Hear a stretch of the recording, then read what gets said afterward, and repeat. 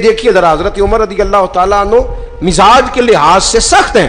ایک نوجوان آیا, اس نے آ کے رونا. یہ پہلو آپ نے ضرور یاد رکھنا ہے میرے سیدنا فاروق اعظم کا, ہمارے امام, ہمارے قائد, ہمارے لیڈر, رہنما, مقتدا حضرت فاروق اعظم رضی اللہ. یہ انداز ضرور یاد رکھیے گا. حضرت عمر فاروق کا یہ طبقات ابن سعد میں موجود ہے. نوجوان آیا اور آ کے رو ہی پڑا.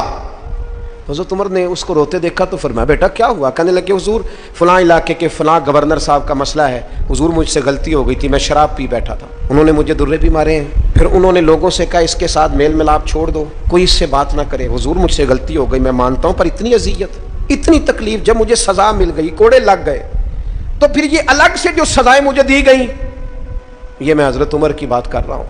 میں نے جب یہ پڑھا تھا تو میں رو پڑا تھا.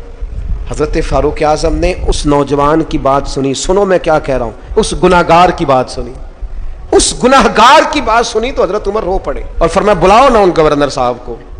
وہ بھی بڑے سمجھدار, باوقار, بڑے آدمی تھے. بلایا اور بلا کے فرمایا آپ کا اس جرم پر غصہ بالکل ٹھیک, لیکن آپ کو کس نے اجازت دی کہ آپ اسے اتنی تکلیف دیں؟ آپ نے کوڑے مار لیے جو سزا بنتی تھی, اور پھر آپ نے کیوں کر کے لوگوں سے کہا اس سے ملنا جلنا چھوڑ دیں؟ فرمایا اب میں آپ کو حکمن کہتا ہوں, اگر آج کے بعد آپ نے کوئی ایسا کام کیا تو میں آپ کو سزا دوں گا. فرمانے لگے آپ نے کہا تھا نا لوگ ان سے ملے جلے نہ. فرمایا اب آپ ہی لوگوں سے کہیں ان سے ملاقات شروع کریں.